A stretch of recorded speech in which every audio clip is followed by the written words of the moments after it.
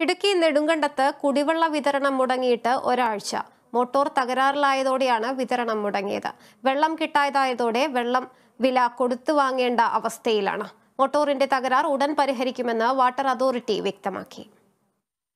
കല്ലാർ പുഴയോട് ചേർന്ന് താന്നിമൂട്ടിൽ സ്ഥാപിച്ച പമ്പ് ഹൌസിൽ നിന്നാണ് നെടുങ്കണ്ടത്ത് കുടിവെള്ള വിതരണം ചെയ്യുന്നത്. പ്രദേശത്തെ വീടുകളിലേക്കും സ്ഥാപനങ്ങളിലേക്കും വെള്ളമെത്തിക്കുന്നത് ഇവിടെ നിന്നാണ്. എന്നാൽ പമ്പ് ഹൌസിലെ മോട്ടോർ പണിമുടക്കിയതോടെ ഒരാഴ്ചയിലേറെയായി പ്രദേശത്ത് കുടിവെള്ളം കിട്ടാക്കനിയാണ്. 2 മാസം മുൻപ് നന്നാക്കിയ മോട്ടറാണ് വീണ്ടും തകരാറിലായത്. ദൈനംദിന ആവശ്യങ്ങൾക്ക് പോലും വെള്ളം വില കൊടുത്ത് വാങ്ങേണ്ട അവസ്ഥയിലാണ് നാട്ടുകാർ.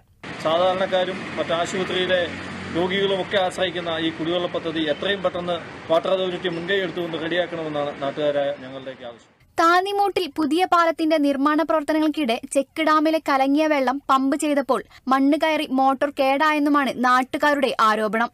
അതേസമയം മോട്ടോറിന്റെ തകരാർ ഉടൻ പരിഹരിക്കുമെന്നാണ് വാട്ടർ അതോറിറ്റിയുടെ വിശദീകരണം. Kerala vision news, Idukki.